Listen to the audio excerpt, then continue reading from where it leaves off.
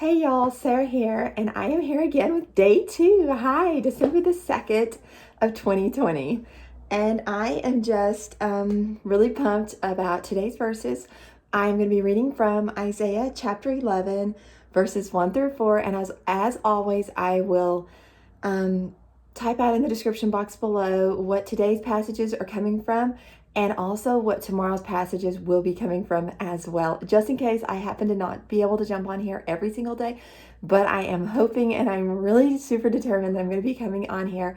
As you can hear, I think I have some allergies and things like that going on, so I hope I don't sneeze, even though I kind of feel like I'm fixing to sneeze. Whew, that always happens. But anyway, I got me some ice water and things like that, trying to push all the fluids because I cannot be sick. I do not want to be sick. So, but anyway, I think it's just allergies. We had a major change in weather. Like right now, it is actually only about 12:30, but I'm having to use overhead light. It is dark here, it's gloomy, and it got really super cold. Super cold for North Texas, and I'm just crossing my fingers and praying to God that we will not have a blizzard like we did here 10 years ago. This is not the Christmas fort, y'all. Like, please, Lord, do not let this happen. Like, I'm serious. Like, I have plans, and I don't want to be stuck in the house. It feels like we've already been stuck in the house a lot this year. And so with the COVID-19, and so we certainly do not need a blizzard. And someone just said that at the store yesterday when I was going to buy groceries. They were like, you know, what would like be perfect to round off 2020 is if we had another blizzard like we did 10 years ago. And I was like, don't even say that. Don't say that. But anyway, I'm going to start off by reading the verses for today, because that is the main focus of these videos, is to draw our hearts back to Christ.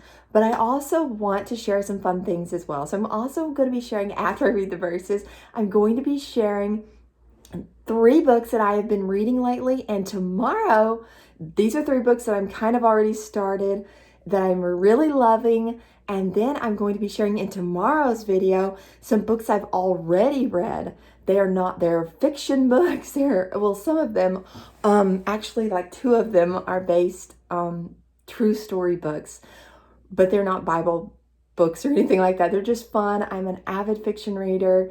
I read through, actually this year I feel like it was the least amount of books I've read.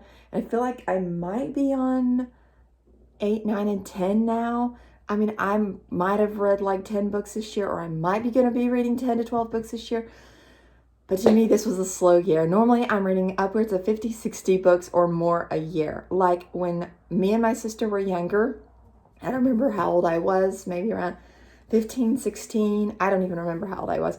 But we actually made this thing one year where we read 100 books a year. I think at one point we might have been, at the very end, I might have read some golden books, just trying to make up my 100. But it was actually pretty fun. And so I'm really going to challenge myself next year. I have goals, which I'm going to be sharing with you. I have goals to read the Bible through 2 times next year in 2021. And I want to read at least 2 books a month. So that's going to be 24 books a month. That's very doable for me. Like I said, I can read like upwards of 50, 60 books a year.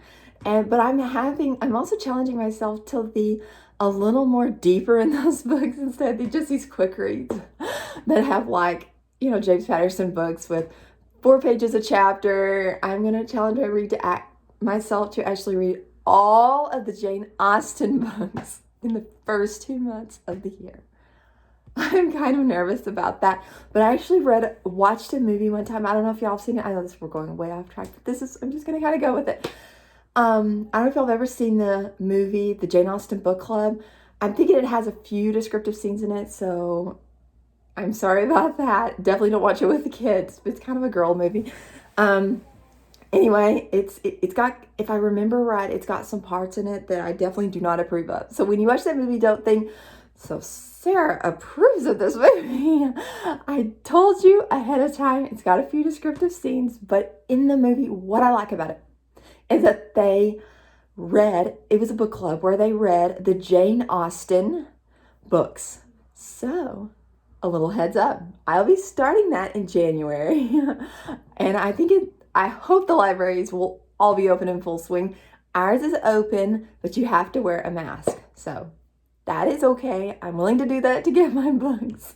So, Anyway, so I will be checking out, I have a couple of the books already, but I just love the library books as well. So if any of y'all want to participate in that, just comment down below. I will definitely be doing a video, like maybe I will start doing it, so I might put out the invitation maybe January 1st. So if anyone wants to participate in reading all the Jane Austen books, if they want to challenge themselves to read all the books, excuse me, I definitely am going to do that. I don't know what book I'm going to start with. I'm thinking maybe one of the more books that I like of hers the best, like Sense and Sensibility or Pride and Prejudice.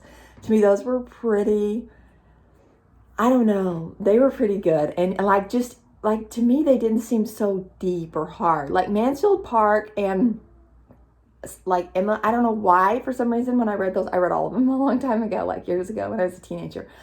But for some reason, Emma and Mansfield Park, and I think there might have been a fifth one in there, it definitely felt like it was a little bit tougher to read. I mean, but I want to challenge myself. Like I said, I'm going to not just read these super easy ones, even though I'm definitely going to be reading easy ones. And once I do all the Jane Austen books, I will be reading like some easier reads, of course. So anyway, we're going to get to the reason for the video, and the challenge is to read the verses from in the scripture challenge. And then once I do that, I will be sharing the 3 books that I'm currently reading. All right, we are going to be reading from Isaiah. As I said in the first video, I'm reading from the King James Bible. And Isaiah chapter 11, verses 1 through 4. And also later today, I will be writing those out. I did end up writing my verses for yesterday, Isaiah chapter 9, verses 6 through 7. And I also encourage y'all, if y'all have the time, to also just go ahead and read the whole chapter. I'm not going to read the whole chapter, but I did go ahead and read the whole chapter of Isaiah 9 yesterday, and it is really, really good. And so I encourage y'all to also not just read the few verses or to write the few verses, but also to go ahead and read the whole chapter. But I'm reading 1 through 4 today.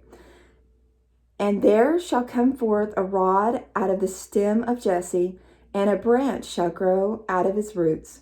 And the Spirit of the Lord shall rest upon him, the Spirit of wisdom and understanding, the Spirit of counsel and might, the Spirit of knowledge and of the fear of the Lord. And shall make him of quick understanding in the fear of the Lord. And he shall not judge after the sight of his eyes, neither reprove after the hearing of his ears. But with righteousness shall he judge the poor, and reprove with equity for the meek of the earth. And he shall smite the earth with the rod of his mouth, and with the breath of his lips shall he slay the wicked. And of course, we continue on. That is talking about still some prophecy verses. It says, and there shall come forth a rod out of the stem of Jesse, and a branch shall grow out of his roots. I don't know. Most of y'all might be familiar with it, but some of you might not. That Christ, I was actually explaining this to my children last night, that it is a pure line that came from Adam to David, are, I believe, 14 generations, and then they were carried off to Babylon, and then to Jesus, from that carrying away, are 14 more generations. But that line was still a pure line that led to Christ. Christ came out of the line of David, and you can see that in Matthew chapter 1. It goes through all the generations. If y'all are ever wondering what all those names mean, I personally don't know what all they mean, but they are there for a reason. And it talks about, in Matthew chapter 1, all the generations. I believe there are 14 generations from Adam to David, and then from David to, then they were carried away into Babylon in captivity, and then there were 14 more generations. And so there were 28 generations of pure line there that he wanted to come out of. It doesn't mean sinless, but the line that he chose to come out of, the line of David. And one day, Christ, when he comes back for, I know I'm jumping way ahead, but when he comes back to rule for after the tribulation, all of that stuff goes on in the book of Revelation. You can definitely look at that. He will come back to rule and reign, and he will be sitting on the throne of David. It's very amazing the way the cycle just completely goes around and comes back. And it's just a beautiful picture. And also, when I was explaining to my kids, my oldest, he knows a little bit more about the life of David. I'm sitting on some stuff. We need to get a chair in here. But anyway, and he was explaining, he said, isn't David the one that sinned and with Bathsheba? And he was like talking about all that stuff. And I said, yes, he is. And it's not that I'm happy, but it's just, I was like, it was just a perfect opportunity for me to open up to him and share with him that yes, David did a lot of wrong things, but David was a man after God's own heart, and yes, he did things that were very, very wrong, very, nothing that you would personally want done to you was done to him, that he did to, like Bathsheba's husband. He had him killed. He was a good man. He was the head man of David's army. And Jack was asking me, my oldest, he was like, do you think Uriah was saved? Like, I was like, yeah, I do believe he probably was saved. He was a very loyal, and if he wasn't, he was at least a very good, morally good man. And I have no doubt that we'll probably see him in heaven. And the Bible even talks about that he, the servant goes to David and talks about that sin. And of course he says, David says, the man that did this thing should be killed. And he said, you're the man. I'm talking about you. And of course, then he realizes, and it's very, but that just shows you, and that's what I was trying to show my kids last night, especially my oldest. Sorry, I'm trying to get comfortable here. It's very difficult. It shows you that even when we make mistakes, don't feel like God is done with you. He still has a plan, and he still has a plan for our lives. And don't feel like that just because some of it might have gone awry, or we might have gotten out of God's will, or things might be this. I know sometimes we can focus so much on what we haven't done and forget that there's still so much ahead. So don't feel like if you feel like you are maybe miss the mark in some things. I mean, God will still use you. Just get into service for him and do whatever it is you can do with your life, whatever it is. Witnessing, we can all do that. That's all a very big necessity. And I definitely don't put a small thing on witnessing. Witnessing is a very big deal. People need to know about Christ. There are lots of people around us that are dying and are going to hell. And it's a very big, big deal. So, yes, and so that was a very cool thing about Christ. He came from the line of David. David might have done some things wrong in his life, but God had a plan, and he still used David so much. And I just love that. So that is one of my goals for 2021, is to read the Bible through 2 times. I feel like I read so much books that I really could read the Bible a little bit more than I already do. So I feel like I'm really challenging myself to really just dig down and read it through 2 times. I'm hoping that my kids will kind of be encouraged by that and maybe grab their Bible and want to read it through with me. Or they might just want to sit in and listen to me. I don't mind reading some of it aloud and things like that. And I made the comment to my oldest that I was going to be doing that. He was like, really? You're going to read it through 2 times, the whole thing?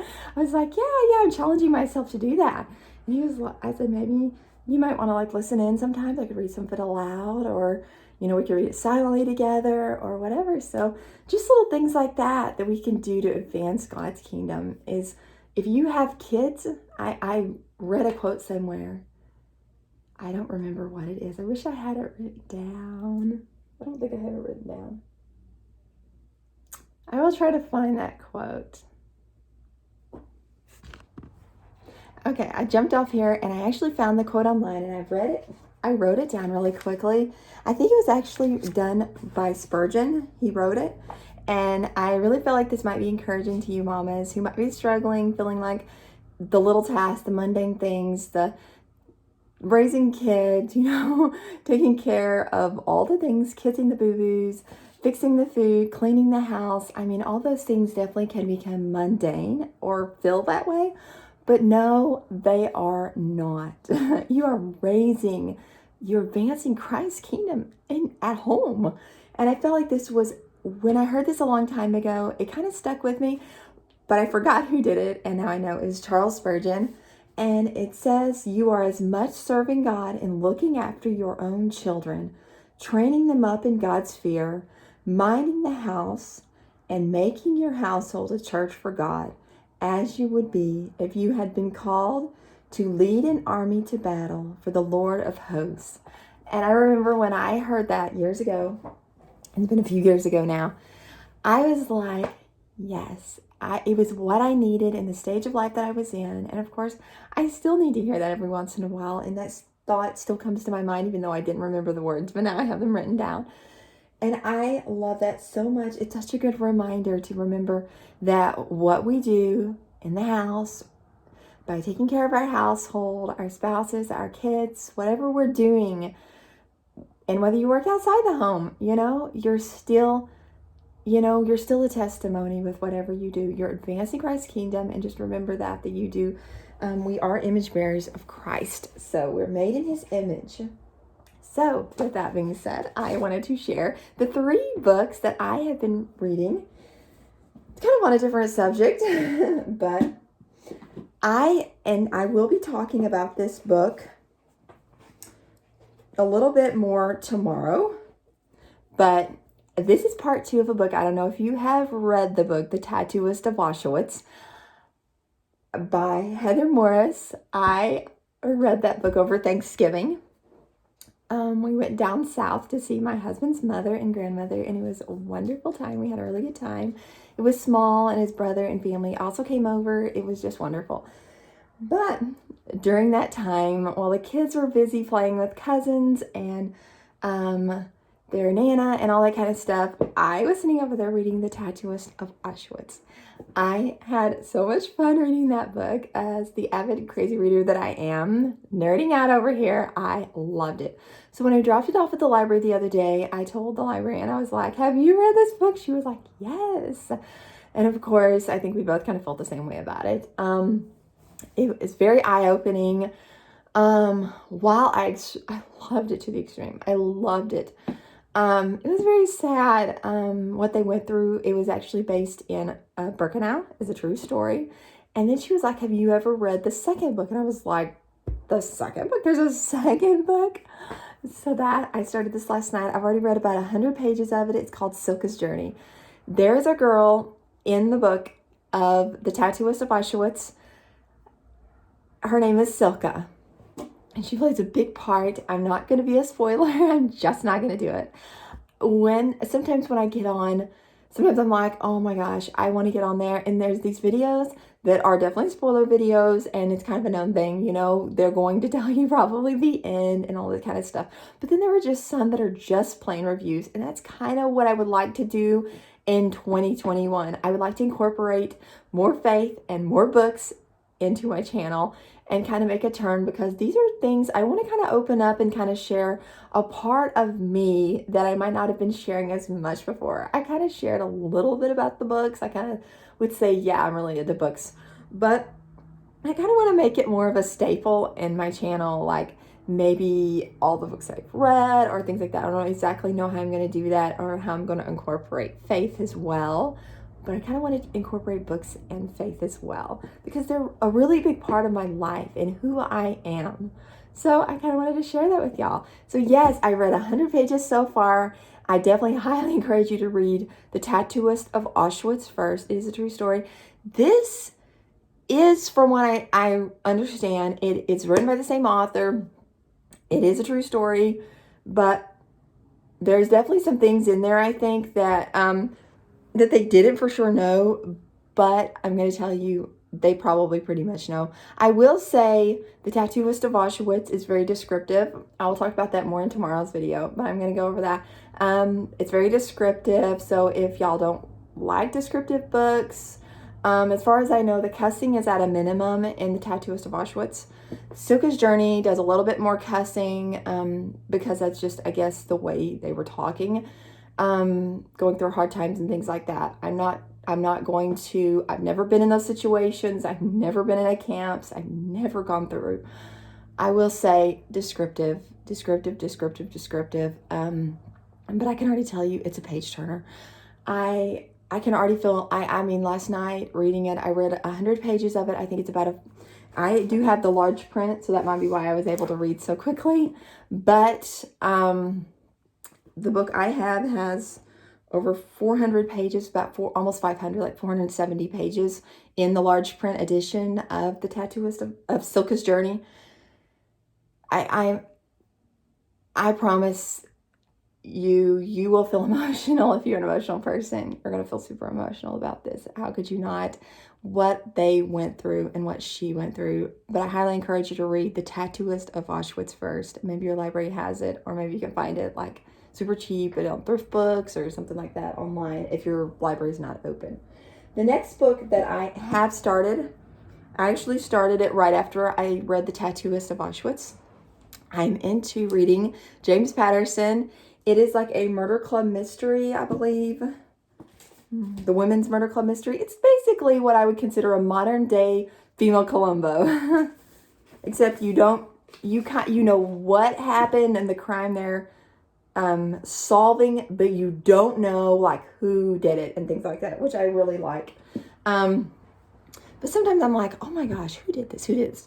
The first book, I read it already, which I will talk a little bit more. The first book is The First to Die. It was also made into a movie, but I would not watch the movie until I finished the book because sometimes movies to me can kind of spoil things. But I will talk more about First to Die. I think that was it, First to Die, tomorrow.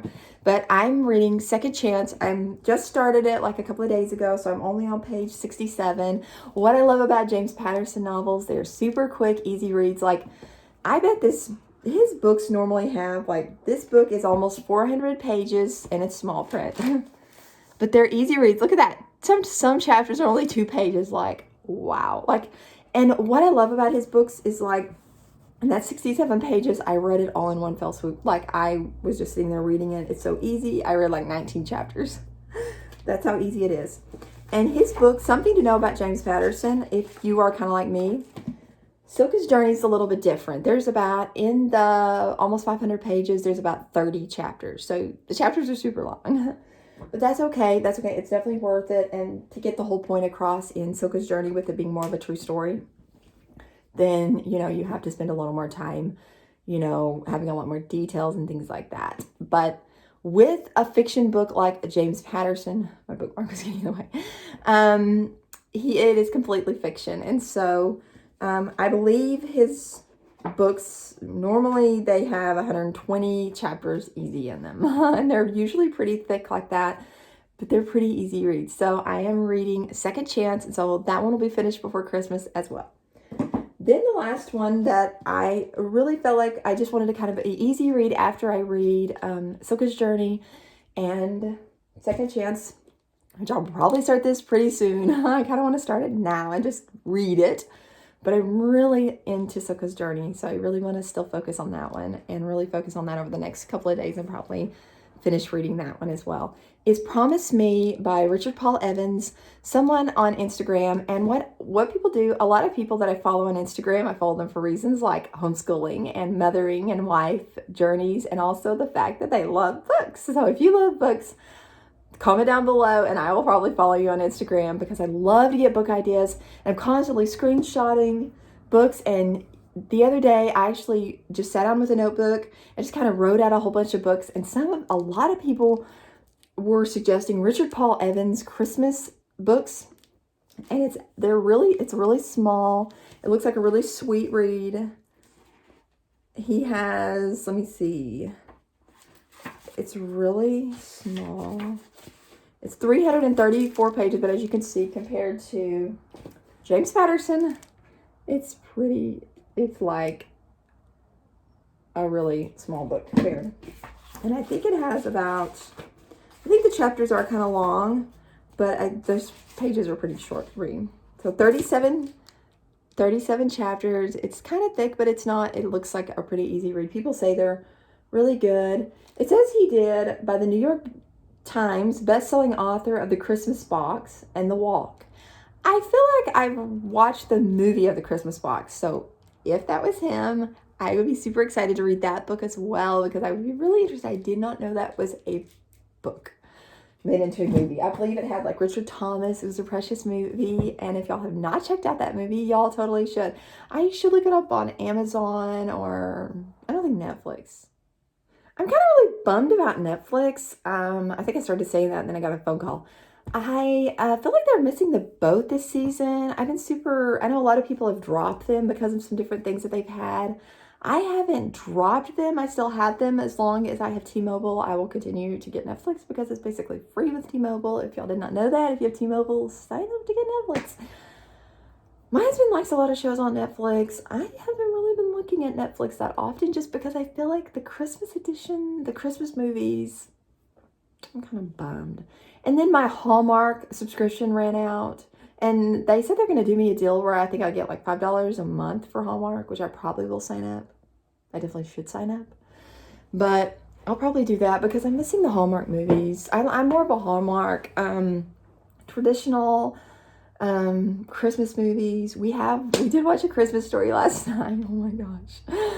I have not seen that movie in years, and my kids, I got it from the library, and then tonight we're going to watch Polar Express, got that one from the library as well, because I feel like, I don't know, okay, Amazon's done really good about doing some of the movies, like It's a Wonderful Life, all-time favorite movie, and I just think I need to get off here. I bet this video is over 20 minutes long, but I hope you enjoyed day 2 of me getting on here and gabbing, sharing my heart some more, kind of looking forward to 2021 and all that it's going to bring, but also remembering to be present in 2020, the last month, the final month to close out this crazy year.